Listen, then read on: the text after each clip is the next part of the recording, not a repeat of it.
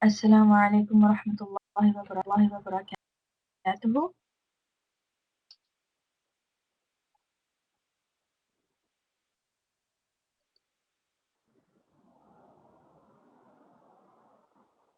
How's everyone doing?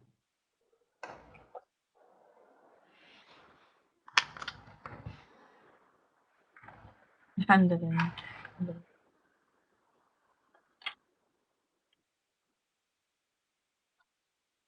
Inshallah, let's begin.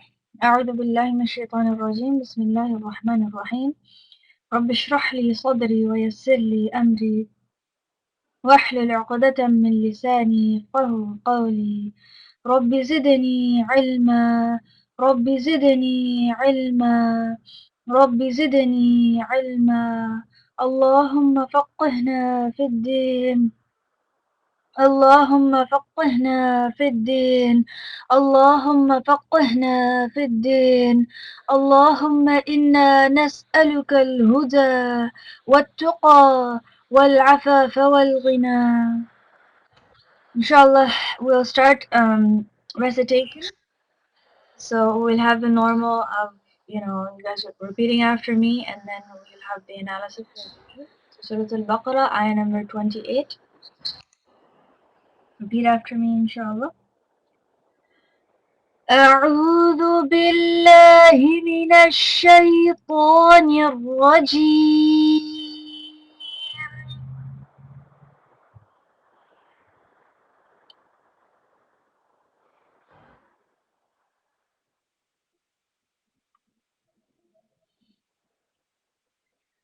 بسم الله الرحمن الرحيم.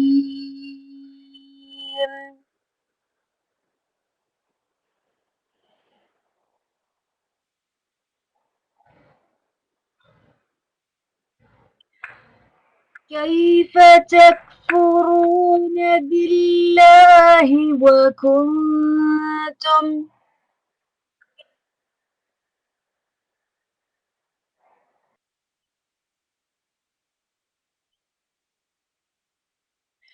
كيف تكفرون بالله وكنتم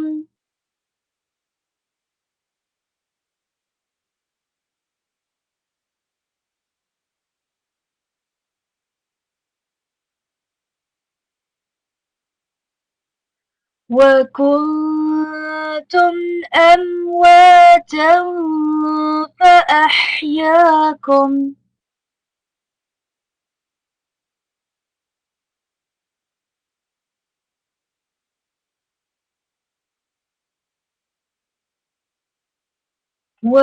وكنتم أمواتا فأحياكم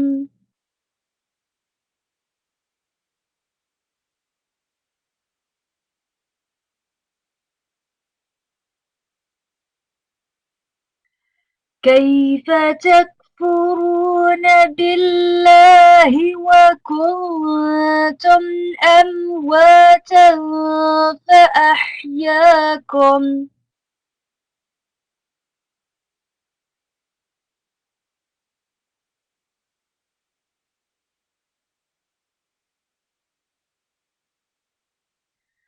كيف تكفرون بالله وكنتم أمواتا فأحياكم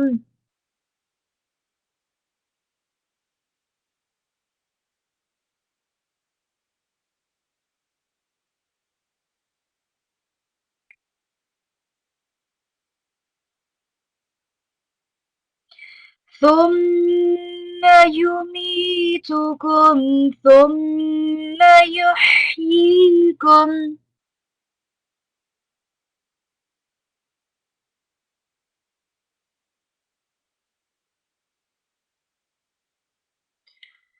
ثم يميتكم ثم يحييكم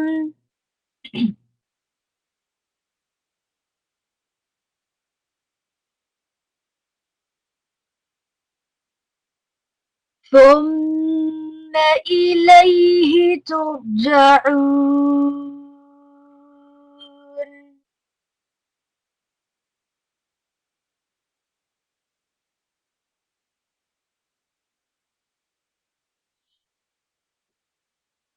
ثم يميتكم ثم يحييكم ثم إليه ترجعون.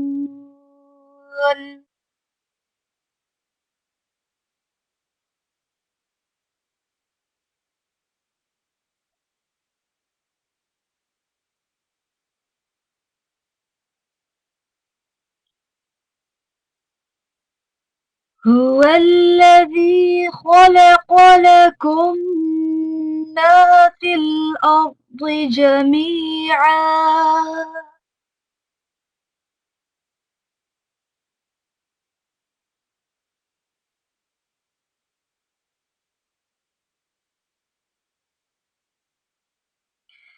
هو الذي خلق لكم ما في الأرض جميعا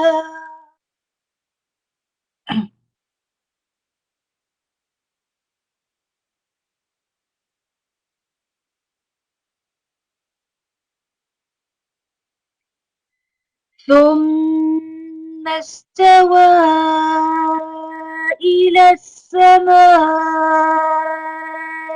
فسواهن سبع سماوات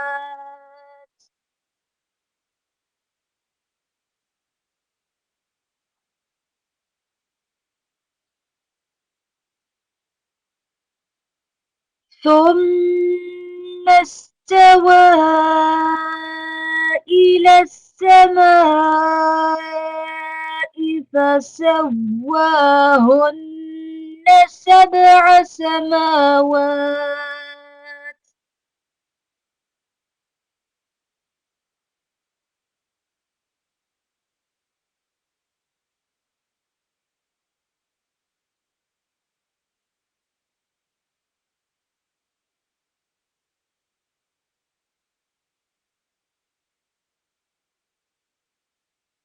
وهو بكل شيء عليم.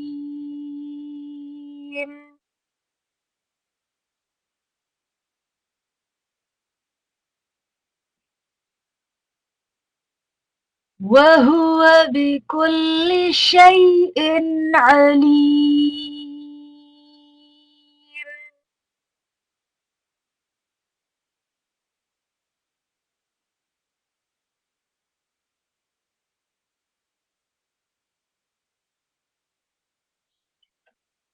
وهو بكل شيء عليم.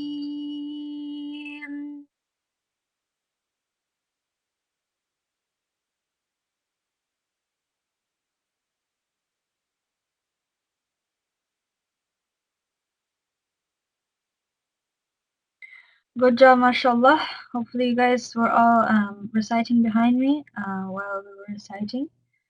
Um, let's do one thing this time. Let's do something new. I'm gonna recite the ayahs and you guys can follow along and see how I'm reciting it.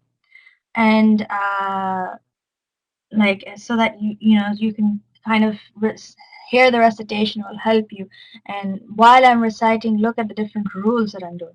So I'm just going to recite the two ayahs and then inshallah we'll go into the mainstream analysis of all the tajweed rules that we need to focus on inshallah.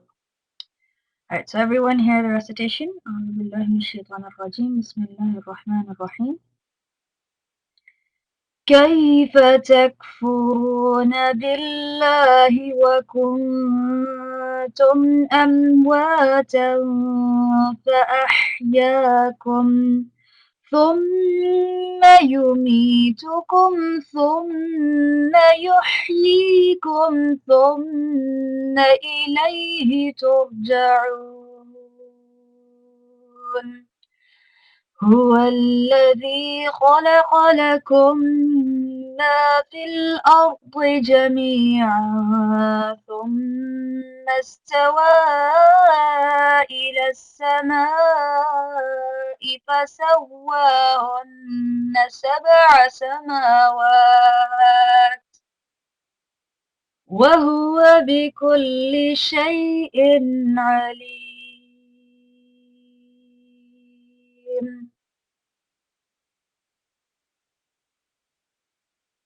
Alhamdulillah. So hopefully you guys were reciting. Hopefully you guys were reciting, or I mean, looking while I was reciting, inshallah. Alhamdulillah. Alhamdulillah. Alhamdulillah. Alright, now inshallah let's go ahead and start the mainstream analysis. كيف تكفرون بالله وكنتم أمواتا فأحياكم. كيف over here there's a ya sukun, right? And the letter before it has a fatha on it. So what rule are we doing here? Yes, very good job, mashallah. Afnan, we're the first one to answer. It's lean, right? We're doing lean over here, so make sure that you say kaifa. Why? Because ya is from huruf lean, right? Make sure you, how do we know, what do we do to have a ya sukun lean? Yes, very good job, mashallah. We smile. So make sure you say kaifa, right? Smile when you are saying, or you're doing the lean there, inshallah. Takfuruna billahi over here on there's a waw sukoon after the ra, so make sure that you say takfuruna, right? You extend. Billahi on the lam jalala, are we gonna make it a full mouth? Are we gonna say billahi or billahi? Empty mouth. Exactly. Very good job, mashallah. The lam jalala will be pronounced light or empty mouth. Why? Because the ba has a kasra. Yes, very good job, mashallah. It has a kasra underneath it, right? وَكُنْتُمْ أَمْوَاتًا فَأَحْيَاكُمْ. وَكُنْتُم over here, the noon sukoon. Are we doing ikhfa or izhar? Yes, very good job, mashallah, Umema. We're doing ikhfa here. Why? Because this ta is not from huruf halaqi, right? The ta is not from huruf halaqi, therefore we're not gonna be, or yeah, we're not doing izhar and we're doing ikhfa, right? So we're gonna say وَكُنْتُم. We're gonna do that gunna there, right? Amwatan, make sure the alif with anything on top of it is equal to what? Hamza, yes, very good, ya mashallah. So make sure that you have that Hamza there, that Hamza son, right? Amwatan. Waw has a alif maqsoor on it, make sure that you extend two harakas there. Then make sure over there on the fathatain, are we doing ikhfa or izhar here again? Yes, very good, ya mashallah. We're doing ikhfa here. Why? Because the fa is not from huruf halaqi, right? Yes, very good, ya mashallah. It's not from huruf halaqi, so therefore we're gonna do ikhfa there, right? فأحياكم. How, where's the how of this type of how? Where is it in your throat? Yes, very good job, mashallah. Make sure you pronounce it from the middle of your throat, right? Ya has a alif maqsoor on it, make sure you extend there, right? ثم يميتكم, make sure the meme, there's a tajdeed there, so make sure that you extend ثم, right? ثم, make sure you extend there. يميتكم, make sure you extend on the ya sukun, right? يميتكم, it's not يميتكم, it's يميتكم, right? Inshallah. ثم يحييكم. The memes تجديد over there again, the shadda. What are we doing here on the shadda? Yes, very good job, mashallah. We're extending there, right? ثم يحييكم. On the ha, again, يحييكم over here. What type of ha is this? Yes, very good job, mashallah. Anam, it's in the middle of your throat, right? So يحييكم. Make sure, I don't want to hear يحييكم, right? It's not yuhyikum, it's yuhyikum, right? Also, make sure you extend on the ya sukun after the ya with the kasra. Make sure you extend there, right? Yuhyikum, inshallah. Thumma, again, the meme tajdeed there, we need to extend, right? Ilayhi turja'un. Make sure the hamza, right, alif with anything on it has or is equal to a hamza, so that makes, so that you need to make sure that you pronounce it like a hamza, right? Hamza is from the bottom of your throat, so e, right? Ilayhi.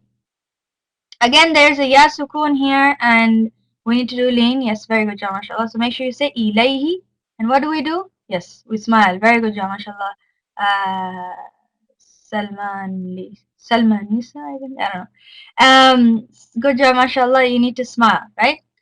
Turja'un. The ra sukun What are we gonna do? Is it gonna be full mouth or empty mouth?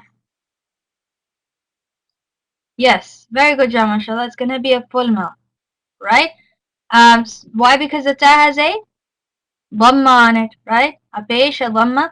It has the letter preceding it has that, so therefore we're gonna pronounce the ra sukun with a full mouth. Yes, very good job, mashallah. And then ayn. Where's ayn? Where's this ayn in your throat? Turja'un. Yes, very good job, mashallah.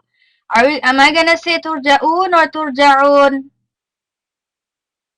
Which one? Yes, very good job, mashallah. The second one, right? Turja'un. I don't want to hear turja'un. It's turja'un, inshallah, right? Make sure you extend on the waw sukun there, right? هو الذي خلق لكم ما في الأرض جميعا. هو, the ha, again, where's ha in your throat? Bottom, yes. Very good, Joshua. Not the ha, but the ha. It's from the bottom of your throat, right?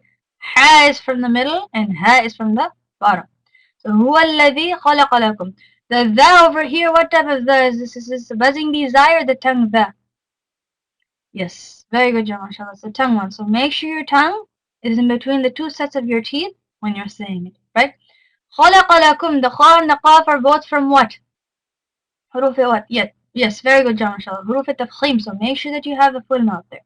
لكم ما, make sure that you extend on the meme tashdid there, right? لكم ما, there's two memes merging and there's a meme tashdid, so definitely extend there. And then after the meme, there's an alif. What was alif again? After the meme, there's an alif. Yes, very good job, mashallah. Harf mad, right? The alif after it, remember, don't get confused with Hamza. Hamza is alif with anything on top of it, right? When there's only like an alif after a letter, we usually extend it, right? We extend it. So ma, we're gonna extend it. And again, harf mad basically means letter of extension, right? So alif is harf mad, so it's a letter of extension, and you need to make sure you extend there, inshallah, right? ما في الأرض جميعا, make sure you connect the fa and the lam, right? Make sure do not say fi al-ard, say fil ard, right? And then the ra over there, what are we gonna do? Full mouth or empty mouth? Yes, very good job, mashallah. Full mouth. Why? Because the letter before it has a fatha, right? Again, make sure alif with anything on top of it is equal to hamza. So make sure that's from the bottom of the throat. And then ba is from huruf what? Tafkhim, yes. Very good, mashallah. Make sure you say ardi, right? Jami'a, the ain over here, where is it in your throat?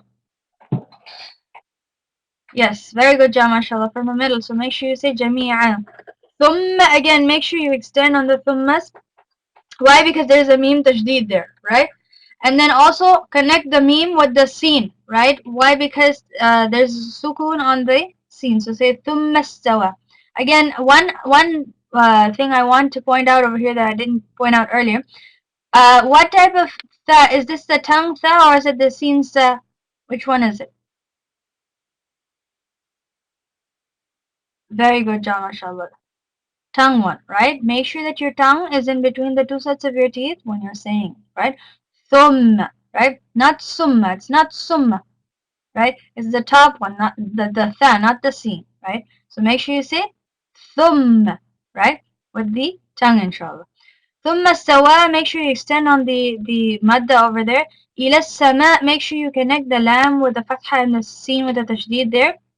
And then there's مد متصل on السماء, so make sure that you extend there. فسواهن سبع سماوات. Now make sure you extend on the alif maqsura on the wow there, and then the ba on سبعة. Is it from what is ba from? حروف what? Yes, very good, John, mashallah. It's from حروف قلقلة, so make sure that you bounce on it. سبع سماوات. Yes, very good, Jamshul. Ain, again, Ain is from the middle of your throat. Make sure you say Sab'a, not Sab'a. Sab'a samawat, again, there's two alif maqsuras there, so samawat, make sure you extend both on ma and waw, two harakas. وَهُوَ بِكُلِّ شَيْءٍ عَلِيمٍ. You know pretty much the basic rules of the ha over there. I don't think I have to go over that. Shay'in, make sure You have the lean on the ya, and then the hamza. Are we gonna do it on the kasratain? Are we gonna do ikhfa or izhar there?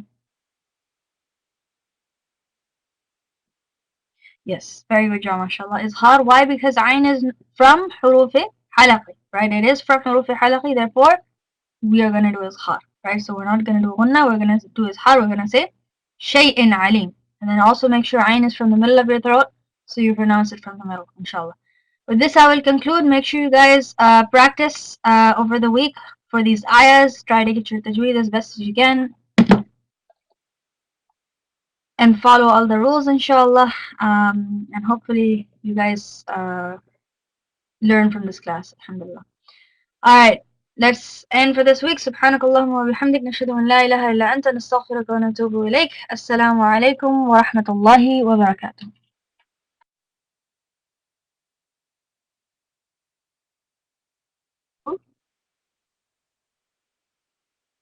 How are you all doing? Alhamdulillah, I'm doing good. Alhamdulillah. So in our last class, we learned ayah number 19, and Alhamdulillah, we learned a lot of cool stuff, and also how different kind of people are in the eyes of Allah Subhanahu wa Taala. Sometimes we have our way of looking at people and thinking and deciding, but Allah Subhanahu wa Taala in these ayahs are guiding us, regarding the different kind of people and character, so that we can fix ourselves and we can be that character that Allah Subhanahu wa Taala really like. Inshallah, we will be today doing ayah number 20.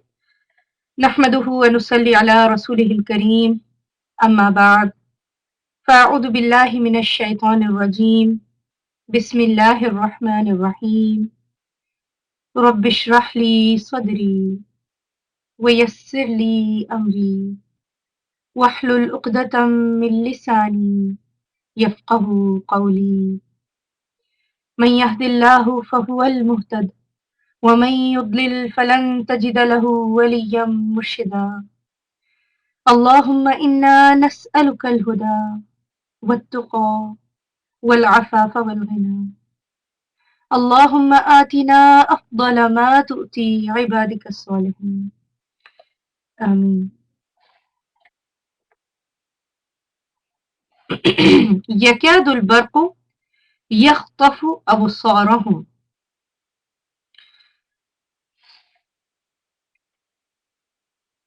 يكاد يكاد it is near. البرق the lightning. So it is near that the lightning يخطف snatches away, takes away أبصارهم their sights. كلما whenever أضاء لهم مشوا فيه. أضاء illuminated, and we did this word before as well. لهم for them, مشوا they walked, فيه in it. وإذا and when أظلم عليهم قاموا, and when it darkened upon them they stood. ولو شاء الله لذهب بسمعهم وأبصارهم. And if ولو and if شاء he willed, who willed? Allah. Allah. لذهب surely he took, he went بسمعهم with their hearing. Means he will take away, they will it means he will take away, he can take away, surely he can take away what? Their hearing. وأبصارهم and their sight. إن الله على كل شيء قدير. Indeed, Allah upon all, every shay'in thing, qadir, is always all able. So what does this ayah is meaning? The lightning terrifies them as if it was going to snatch away their eyesight. Whenever it flashes, they walk on. When it becomes dark, they stand still.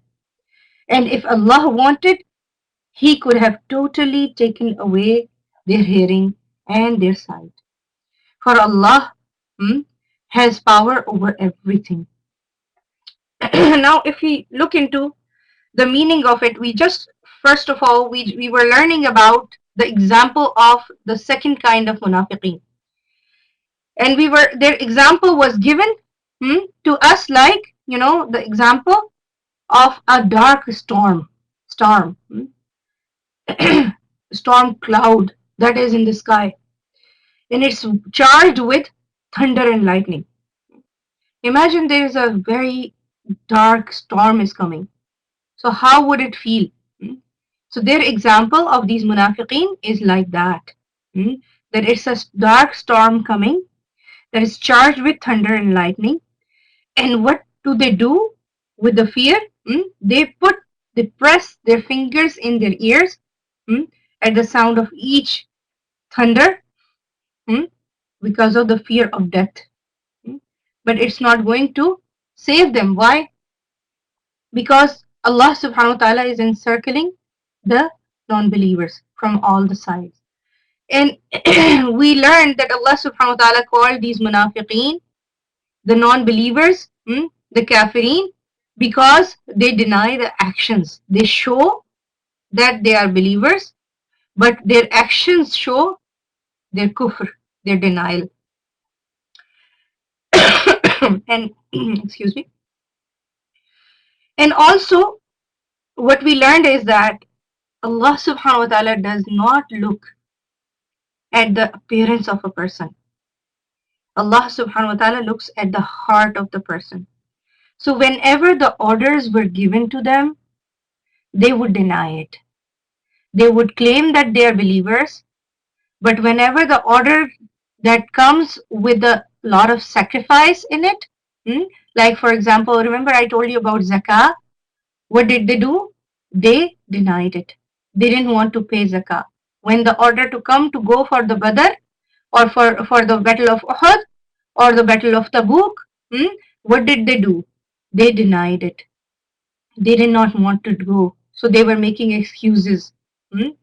They didn't want to hear the ayahs of punishment. Hmm? So yakadul barka. Now let's look into the word analysis of this, these words so that you can understand more. I was giving you the background of it. So yakadu comes from the root word kaf, wow, dal. Yakadu. And kada, when something is like almost happening, it is at the verge of happening, but it doesn't actually happen. Means something is about to happen, at the verge of happening, but it does not happen yet. So yakadu. Yakadul barqu, the lightning is about to, or it is almost to. It is at the verge of. Barq is lightning. So, you know, it is at the verge of doing what? It is about to yakhtafu absarahum. Yakhtafu absarahum. Yakhtafu. What does yakhtafu means? It is from the root word kha, qa, fa. It snatches away. It takes away. And khatf is to snatch something. And how to snatch something? To snatch something swiftly. To snatch something very quickly.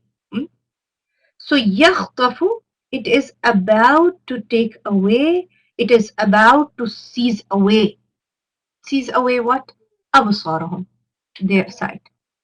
So it is near that the lightning, barq, ba, ra, qaf, the barq is about to what? Yakhtafu, ha, ta, fa, swiftly snatch away what? Absarahum, absarahum, plural of basar, with the root word ba, sad, ra. So it is about to snatch away their sights, their absar. It's the plural. Absar is the plural of basar. So What does this lightning refers to? The orders, the commands in the Quran. They're like lightning. So it's about to snatch away their eyesight. How, if you think, how does the orders of the Quran are about to snatch away their sights, their eyesight? Hmm? Like, when, let's say, for example, if you take example, there is a lot of lightning. What are you being told about the lightning? That, don't directly look at the lightning. When the lightning is happening, it's because it's really strong. It can be harmful to the eyesight, right? So what we are told is that don't look directly towards the uh, you know towards the lightning, otherwise it might take away the eyesight. Mm. And especially if the vision of somebody, if someone's vision is weak, then also, it is more, the probability is more that a person can lose the sight. So since their vision is weak, how their vision regarding Islam is weak, right? And the light of Islam is very bright. Hmm? So their vision gets more weaker. Their vision gets more weaker. Hmm?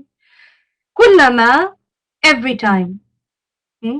Kullama, every time, whenever. Hmm? It gives the meaning. What does it, this kullama gives the meaning of? Hmm?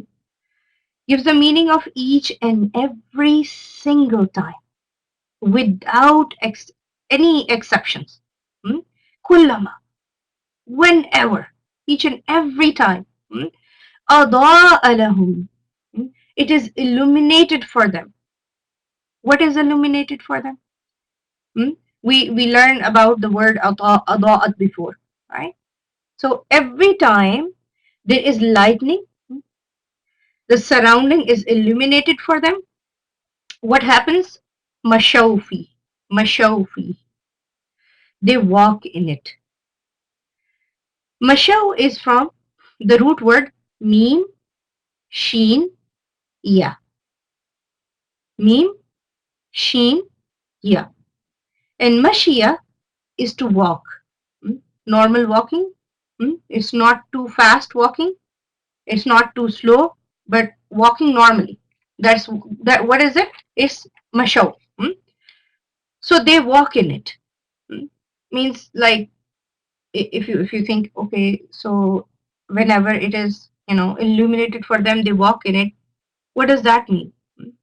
It means that every time there is a command that is easy for them, they would agree with it, and they don't have to really sacrifice anything for it.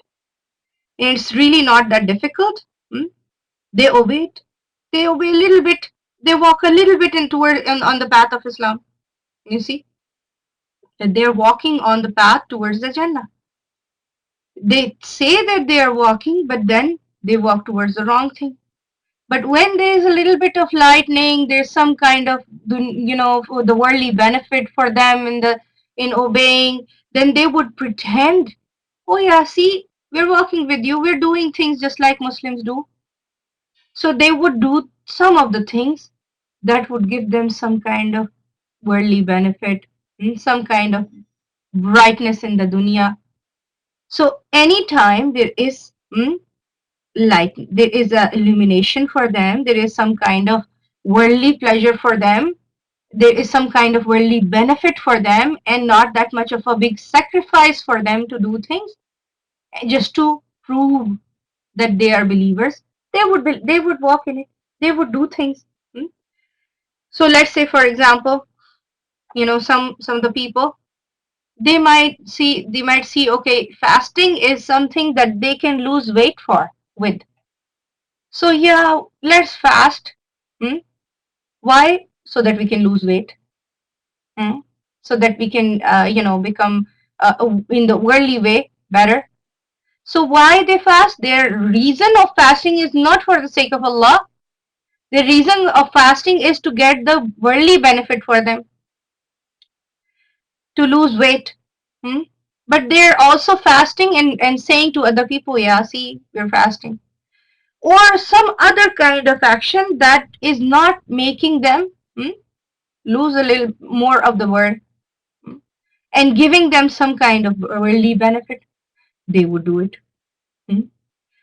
But then, وَإِذَا أَظْلَمَ عَلَيْهِ وَإِذَا أَظْلَمَ عَلَيْهِ when it became dark upon them, قَامُوا, they stood. This means that whenever the commands become hard, they found them like those commands. They found that these commands are difficult. Those commands that they're not agreeing with. قَامُوا. قَامُوا comes from the root word of wow, mim, to stand. So they stood. قَامُوا, they stood, means they stopped. They stopped walking. They stopped obeying the orders of Allah subhanahu wa ta'ala. So it shows that the munafiqeen only follow the deen when it is easier, it's convenient, it's giving them some kind of worldly benefit. So then what would they do? They will do some of those actions. They will follow some of those things whenever it is convenient for them. But as soon as it is little bit hard, there is even a little bit of difficulty, this person stops. This person leaves it. Why? Because the deen is not his priority. That is why. Deen is not his priority. Following and obeying Allah subhanahu wa ta'ala is not his priority. He is not committed. He is not committed to the deen. He is not submitting properly to Allah subhanahu wa ta'ala. Remember what Muslim, I gave you the example of a Muslim. Muslim is what kind of person? Is like Muslim is an example, like a camel whose rope, the rope that they put on the face of the on the head of the camel, and that rope that's controlling. So the master of the camel is holding that rope, and wherever he pulls the rope, the camel moves towards that. So if the master wants to go right, he will turn the rope towards the right, and the camel would move his head towards the right and follow his master. And the same way, if the master wants him to go towards the left, he would turn it towards the left and the camel will go towards the left. So wherever, so the Muslim example is like that camel who is obedient to his master, who submitted his will. Now, even if the camel sees some grass and some water and some lake and he really want to go there, because this worldly thing is looking very attractive to it, but still the camel doesn't go. Why? Because the control of the camel is in the hands of the master. So the camel is Muslim, is submitting to the master's will. He is not following his will, its will, the will of the camel, while he is following the will of his master. Exactly the same way, Muslim is a person who gives up his will, his desires, his wanting, his priorities to Allah subhanahu wa ta'ala. He submits his will, his want, his desires to Allah subhanahu wa ta'ala. He says, Ya Allah, even if I want something, but you are ordering me in the Quran or Sunnah to do on the other way. Exactly the same example, that let's say the camel is looking at something that he really want to go. There's a grass over there that he can graze. It can graze. It sees the lake that it can drink water. Can relax over there. But the master is telling him, no. Don't go towards that left where there is grass and there is water. Rather, you come towards the right when I am telling you because I wish to go there. So, the same way, a Muslim might see some of the worldly benefits that are really desiring. They are really attractive to this person. But this person leaves because the order of Allah comes. No, you need to do something else. Because of that, this person submit to the will of Allah subhanahu wa ta'ala. But what is the attitude of a munafiq is that when the orders of Allah comes to him, he puts his fingers in his ears and he says, I don't want to hear it. Don't tell me. When the orders and the and the threat of the punishment comes, hmm, he puts his fingers. He is saying, yeah, I'm submitting, but he's not submitting. He is still going against the will of Allah subhanahu wa ta'ala. He is still doing what he is wanting. He's not submitting his will to Allah subhanahu wa ta'ala. And what he's doing is that he is disobeying Allah. He is following the things where he can see, okay, yeah, Allah is, it's like the example would be a person who's, who is given, who is saying, like a camel who would who would disobey the master. Hmm? The master is telling to go towards the right, but he want to go and he want to go and get whatever he want, and he want to go towards the left. So when the camel go crazy, it would disobey. Hmm? And then what will happen? Disaster for it, right? The same way, the human being is submitting the will as a Muslim to Allah subhanahu wa ta'ala, so he is following. But here, these munafiqeen, whenever the orders of Allah come, if it is something that is leading them towards the benefit of dunya, towards the worldly shine, they would go towards it. Whenever it is illuminated for them, they would go for it. But whenever it is something that is taking away their desire, وَإِذَا أَظْلَمَ عَلَيْهِمْ, when they think, oh no, I'm gonna lose this worldly benefit. I might have to sacrifice. I might have to take some hardship. Then what do? They don't do it. They don't follow it. So the believer and the non-believer and now what we learn, three kind of people: kafirin, first of all muttaqeen, who are believers and they fear Allah subhanahu wa ta'ala and they obey Allah subhanahu wa ta'ala. The kafirin, who outwardly deny. And then these munafiqeen, what do? They follow some and they disobey. So in this thing, we need to question ourselves, which commands of Allah subhanahu wa ta'ala do I follow? And which commands do I not follow? And that would be your homework, especially. That is it only the convenient things that we are following? You need to, each one of you need to ask this question to yourself. And you need to see in your actions throughout the week, is that do I only follow those commands that are convenient for me? Or even when it gets really hard, do I still pray when it's really hard? Do I do sabr when it's really hard, or I don't? Do I, when I'm really, really sleepy, do I still get up for Fajr on time? Or I make excuses, yes, I will pray later or something like that.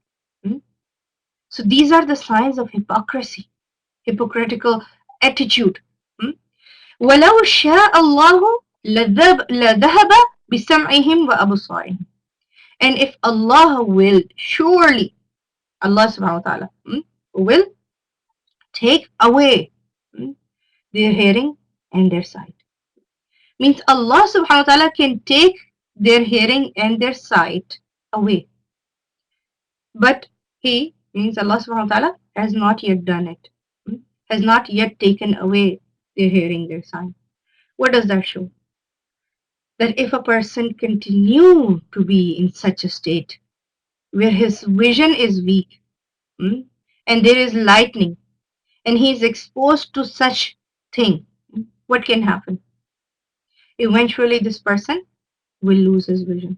Mm. This person is going to lose his sight. Mm. His sight will be going to finish. It will go to, it will finish, right? It is going to go away, right?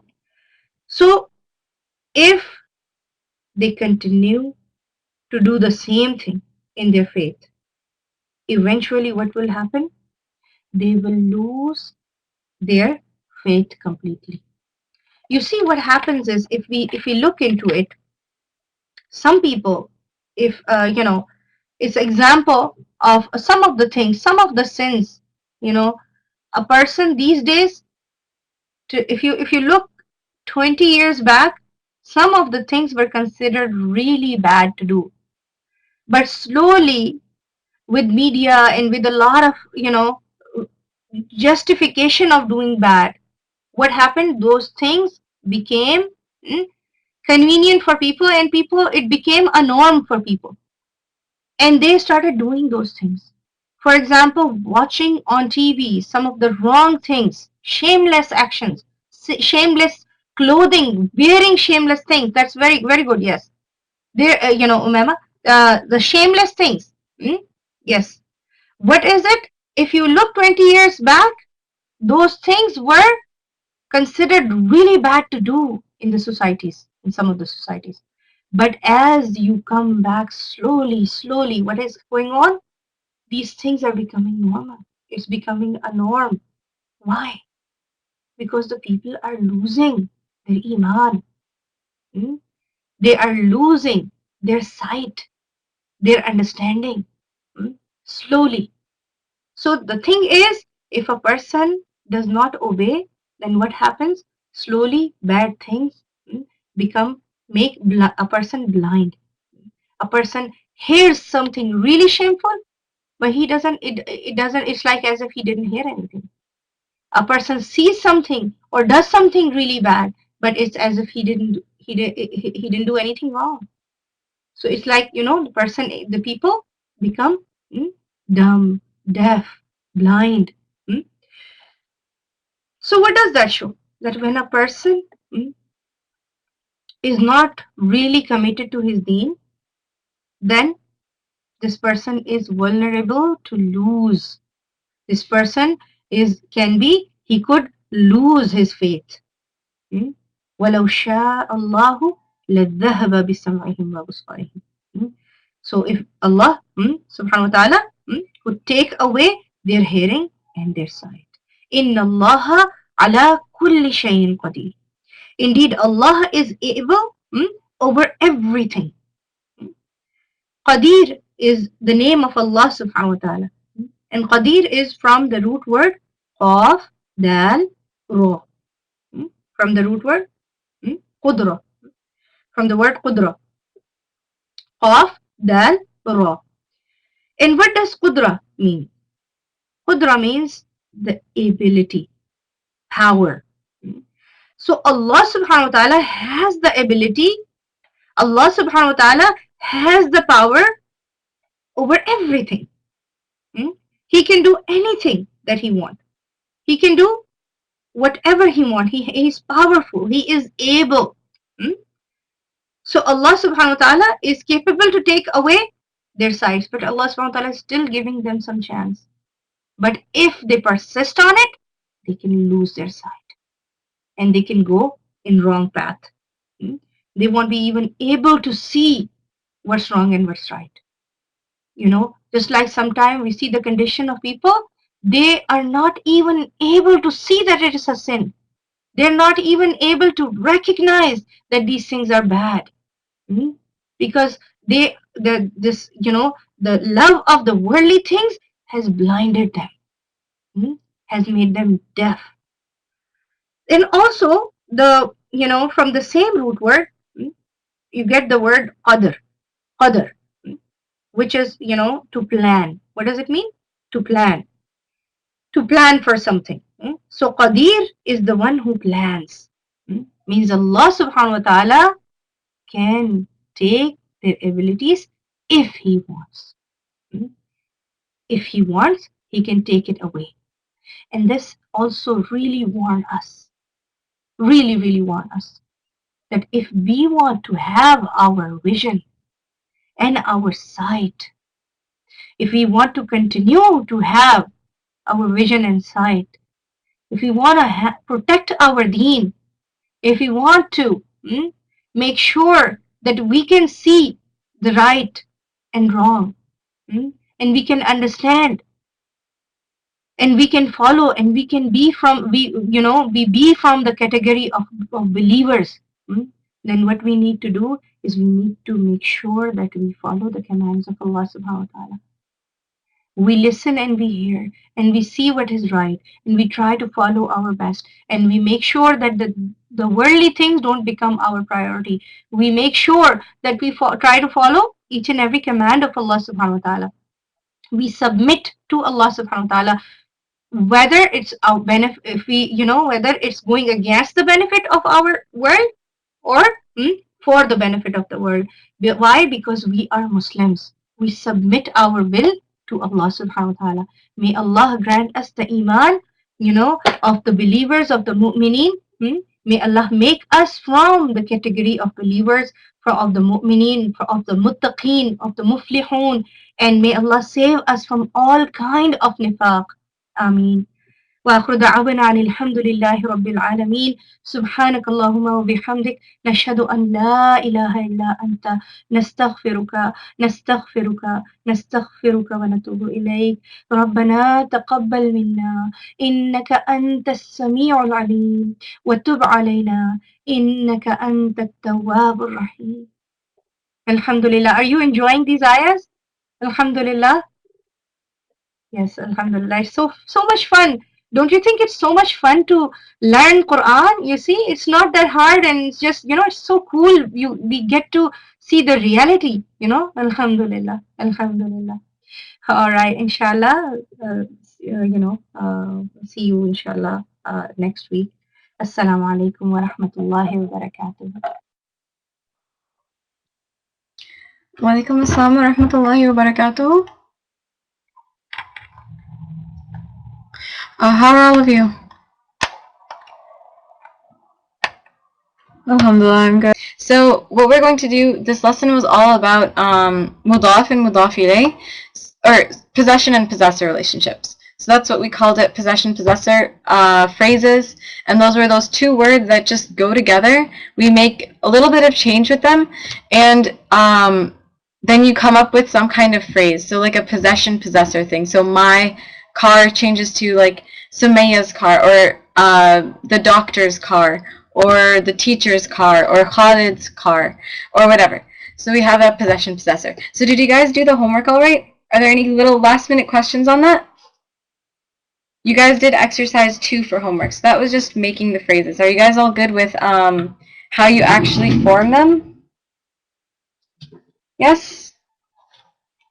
Oh, okay. So we've been working on possession-possessor relationships. So those are those phrases that, like, they have some kind of meaning when you put together 2 words. So what we're going to do is we're going to finish up the lesson, and inshallah you guys will sort of pick up on it. So Hussein, if you have any questions while I keep on going, then inshallah just ask, but maybe you'll be able to pick it up anyways.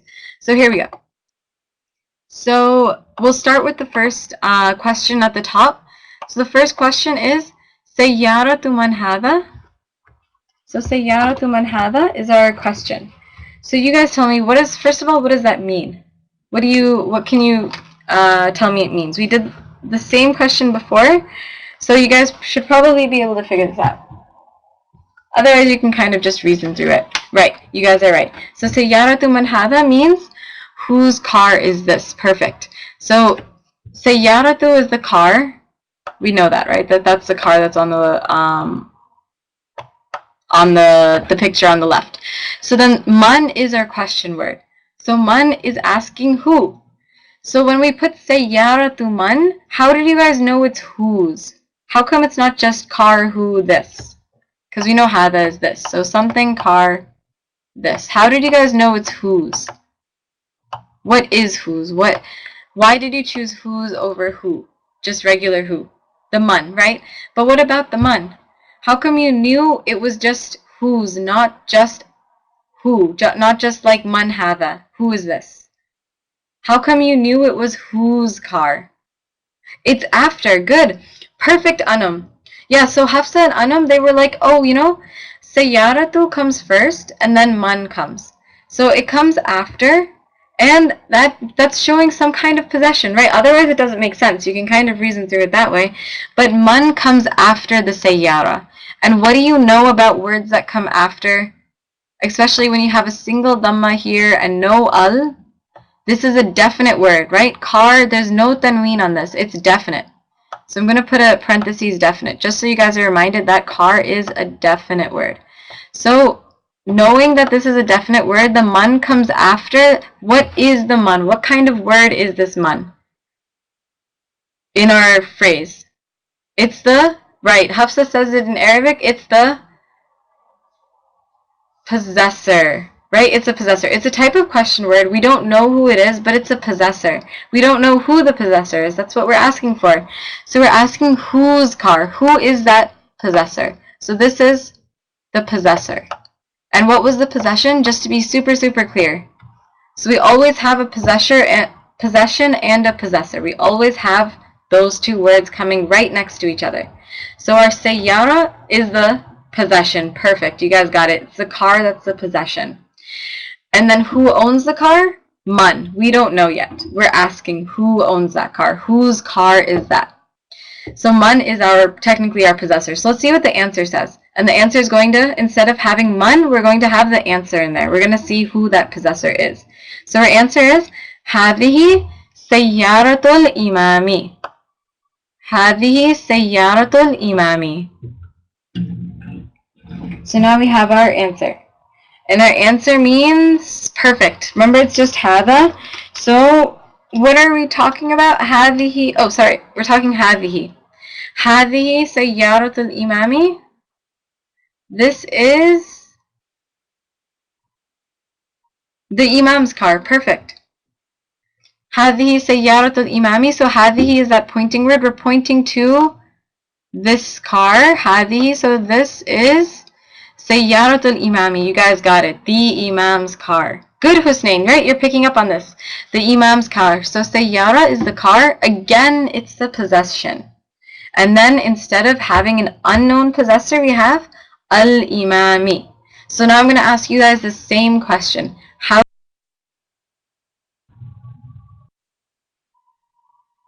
What was the sign? How did he know that imam was our possessor in this case? Yeah, Nabiha, this is pretty easy, right? It's pretty easy to figure out, especially because the words are, we kind of can understand what we're talking about. Right. So clue number 1, Talha says we see this kasra. That's actually the hugest clue we can find. We see that kasra there. Second, it was after the sayyara. It was after the possession. So that possessor always comes after. And it always has this kasra. So this kasra comes because it's the possessor part of the relationship. So it's part of our relationship. It needs that kasra. Otherwise, it just doesn't, it's not part of the phrase itself. So that's our big clue. So that's our possessor. And the word before has a single dhamma. Perfect. Instead of having a tanween, we have a single dhamma. And what is that telling us? It's telling us it's definite. We can't have a tanween because it's not just anyone's car, it's the imam's car. So it's after we see the kasra. So we see all these different signs and we know it's the imam's car. So let's look at another example. وَأَيْنَ سَيَّارَةُ الْمُهَنْدِسِ وَأَيْنَ سَيَّارَةُ الْمُهَنْدِسِ. So our next question is pretty similar, right? Except this time we have a different type of question. We have an aina question. Right, we have an aina, but we still have our possession. So aina and where? Sayyaratul muhandisi. So this is our phrase. This is our possessor phrase this time. So sayyaratul muhandisi, again, someone is owning this car. We have a car here. Sayyara is the car. Al-muhandisi, of the engineer. Right, where is the engineer's car? So we have a possessor again. So you guys tell me, Which one is the possession? Which one is the possession? The possession is the car. Good. So the car comes first, our possession comes first, and then what comes after? We see the possessor, the engineer. Perfect. So al-muhandisi, the engineer. So in this case, I just wanted to point out, what type of engineer is this? Or like, who is this engineer? Who is this engineer?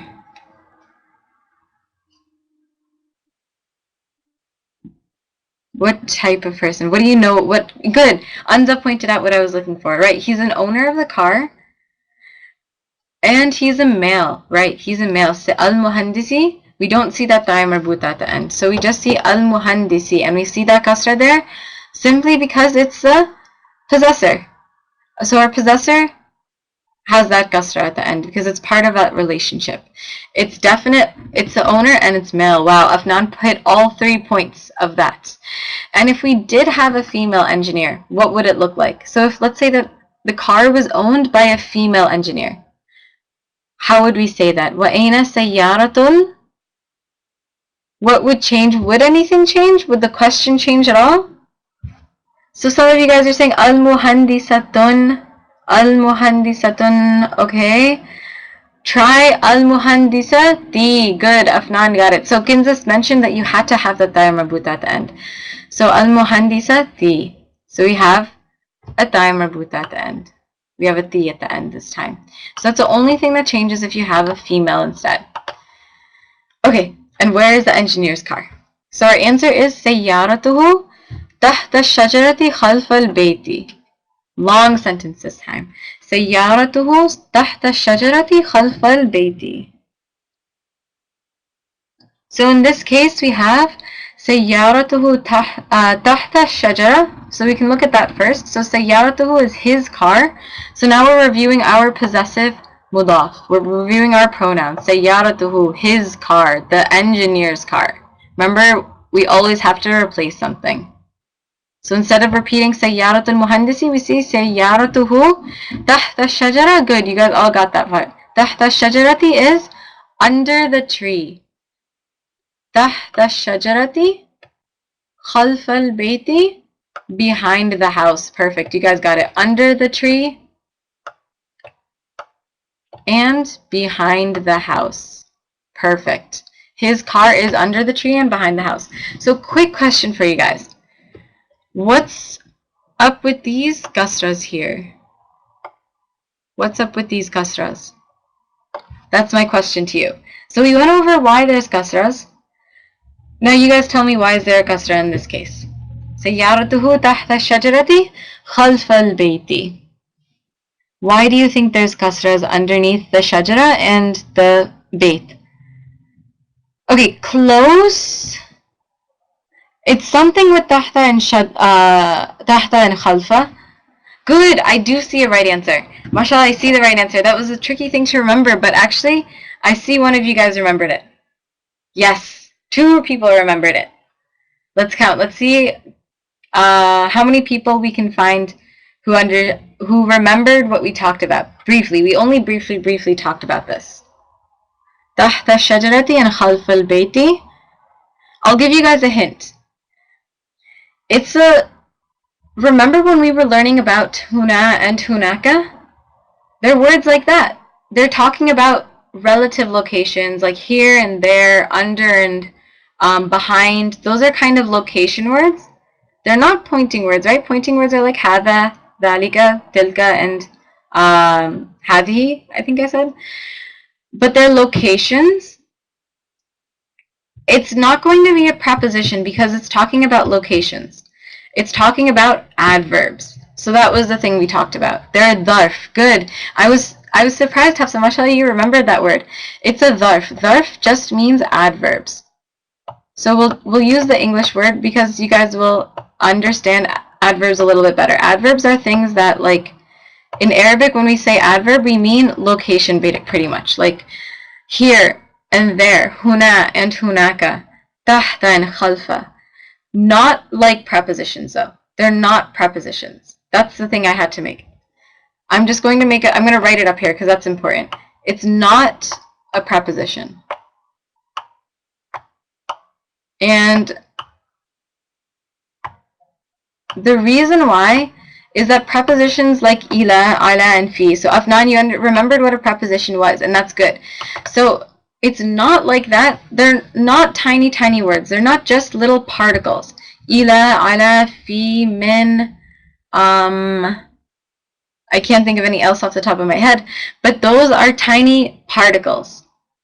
They don't have much meaning besides little things, right? They're just little tiny things. But tahta and khalfa, they're actually really words that have meaning behind them. They're nouns. They're isms, they're nouns. They're proper like words. They're not just particles. So tahta and khalfa, behind and under, they're giving more meaning. They're not just a relationship. They're giving like huna and hunaka. Those are places that describe locations, right? So tahta and khalfa, those are like locations. They're nouns. That's the important part. They're adverbs. Adverbs are like a subcategory. Yep. So if you want to remember it, remember tahta and khalfa, huna and hunaka, those are adverbs. Actually, dharf, I think we can translate that as adverbs. So ism dharf is a type of noun. It's a type of proper word, like a tree or like a book or like a imam. So if I told you that, it's a proper word just like car. Tell me the reason why there's a kasra there. It's a proper big noun just like sayyara or just like kitab. I know it's kind of weird to think about now, but if I told you that, what's the reason why there's a kasra underneath shajara, and what's the reason that there's a kasra under bayt? I see the right answer, yes. Just like before, just like how we had sayyaratul muhandisi or sayyaratul imami, we had a noun and we had another noun, and they connected together, right, to make a possession-possessor. They had a connection between them. Just like that, these two nouns, tahta and ash-shajarati, they have a relationship too. So it is the same type of phrase that we're learning, the possessor-possession relationship. It's the same one. And in Arabic, we call that mudaf and mudaf ilayh. I think you guys can handle a little bit of Arabic terms. Don't worry if you can't remember them all, but I'm just telling you so you're familiar with them. So mudaf, mudaf ilayh is the meaning of possessor-possession. So tahta and ash-shajra, these are adverbs. So I just want you guys, just make sure you write underneath it somewhere, or you write, not preposition underneath there, just so that we have a reminder of it. So next time you see this, you'll be like, oh yes, this was an adverb. This is a proper word, just like sayyara. So this is a possessor-possession. Okay, let's look at the next one. The next one will clear it up a little bit more, because now you'll see it again. You'll see the regular ones again, and you'll be like, yes, now this makes sense. So sayyaratu man tilka, sayyaratu man tilka is just like we had before. So now, I want you guys to think, sayyaratu man tilka. I know you guys know what it means, right? Perfect. You guys got it. Anza got it. Hafsa got it. Whose car? Sayyaratu man tilka. Whose car is that? Of course, this time, the object is a little farther away. So now we're saying tilka. So sayyaratu man tilka. Whose car is that? So now I want you guys to think. Think about it in the explanation I just gave you. Is sayyara a noun? Is it a word that has like some kind of meaning behind it? Is it a noun? You guys know what nouns are from English too, right? Yes, perfect. Sayyara is a noun. It's a car. Is man gonna be like is man a kind of person? Yeah, we can kind of say it's a noun, right? Of course, we don't know who the person is, but it's taking the place of the person. It's an unknown person, we can say, right? So this is also a thing. It's an actual physical thing. So sayyaratu and man, they have a relationship together. So it's the same possessor-possession relationship. I really can't say that. Possession-possessor. So possession-possessor relationship, those are between two nouns. And these are two nouns as well. Actually, this looks like it's a car. So these are two nouns, just like tahta and ash-shajara, or just like khalfa and bayt. Those are all the same. They're two nouns put together. That's all you have to remember. In one case, it was like an actual physical thing. In one case, it was an adverb. So does this make sense? Yes? Good? Good. MashaAllah, that's great. So let's look at the next one. And the next one, I promise you, does not have a possession-possessor relationship in it. So don't worry. The last answer to the question, Sayyaratu man tilka, whose car is that? Ma adri. So you say ma adri?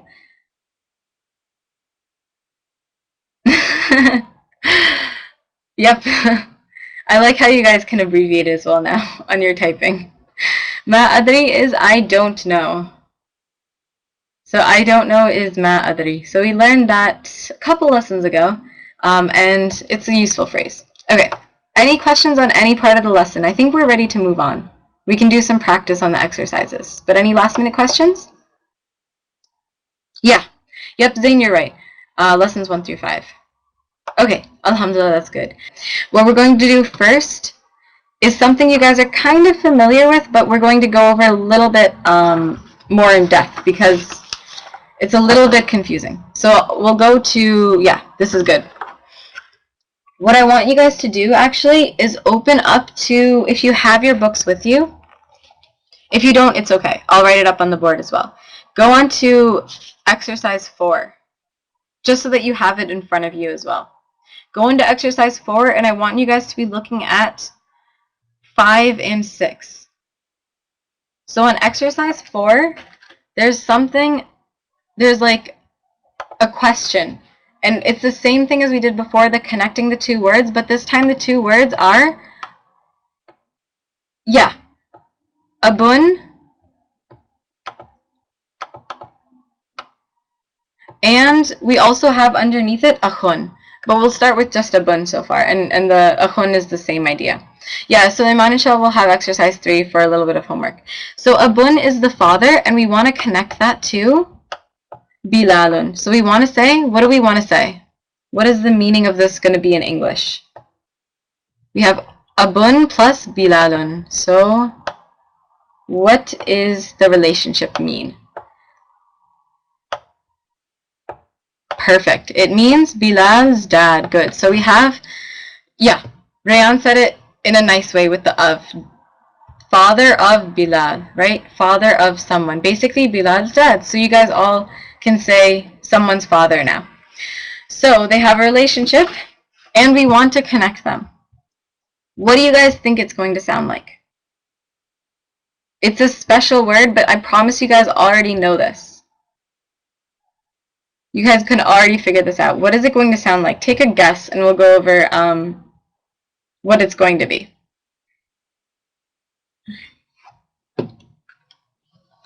Good. Yeah, Umaima, you're pretty close.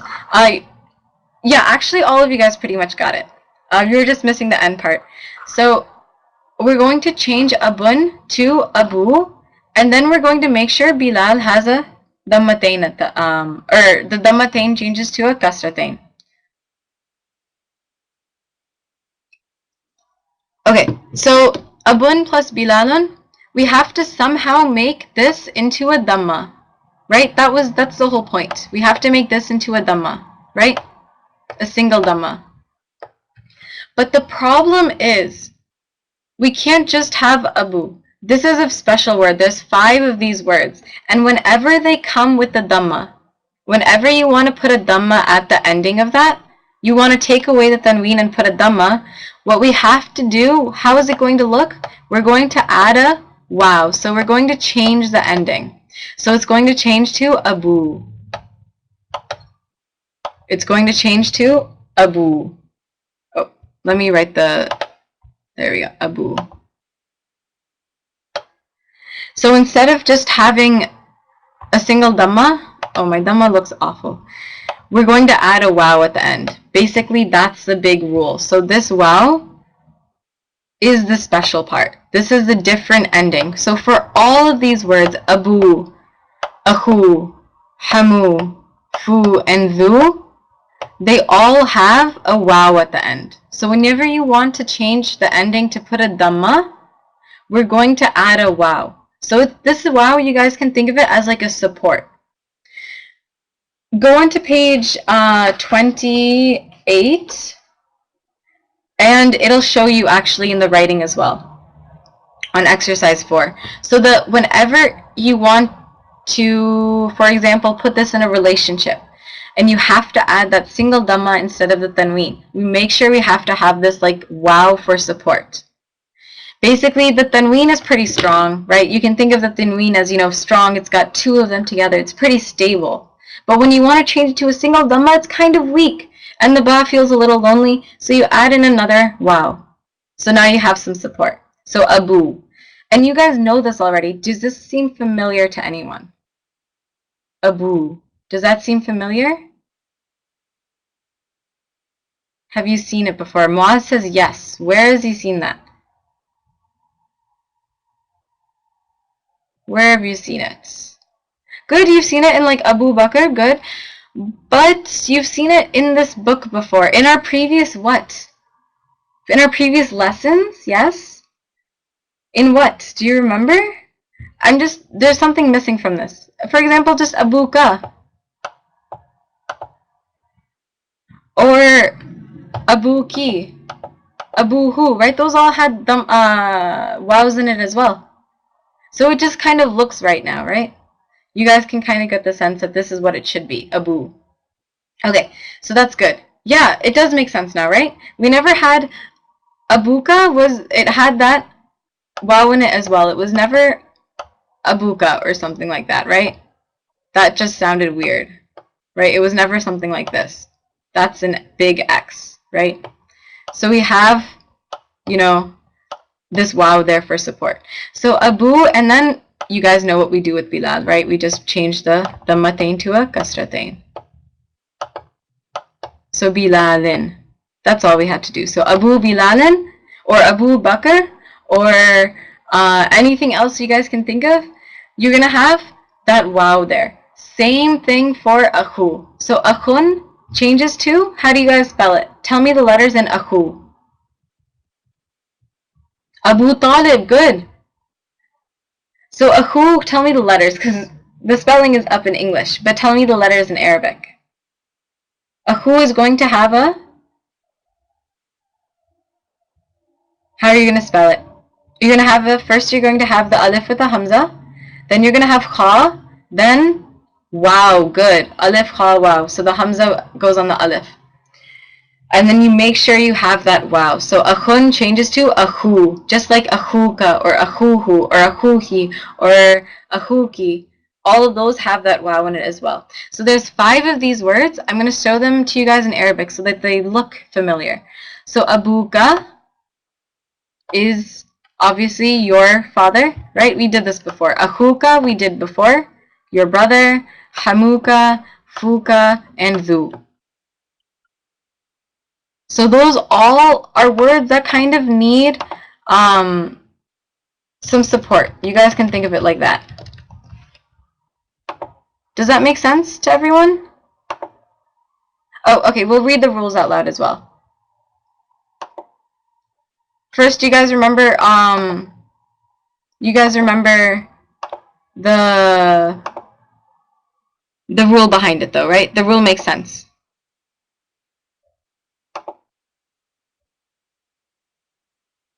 Okay. Inshallah, we'll go over the meanings of these as well.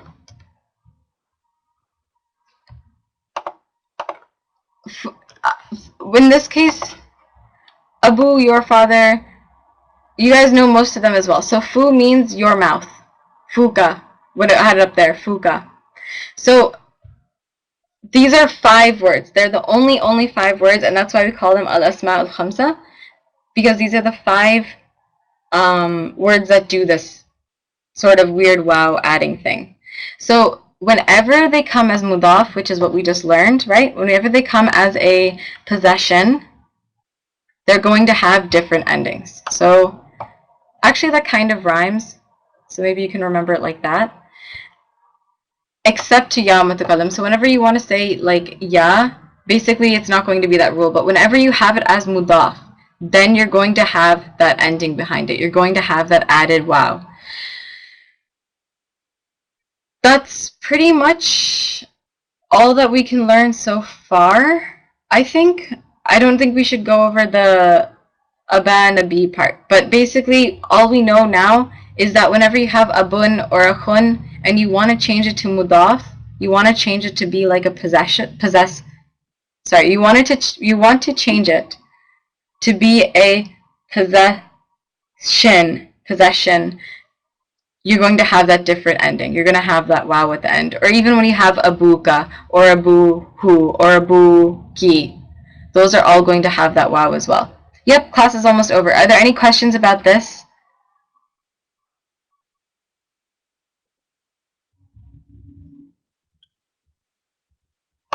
Any questions? So inshallah we'll say the dua. Subhanakallahumma wa bihamdik nashhadu an la ilaha illa anta nastaghfiruka wa natubu ilayk. Assalamu alaikum wa rahmatullahi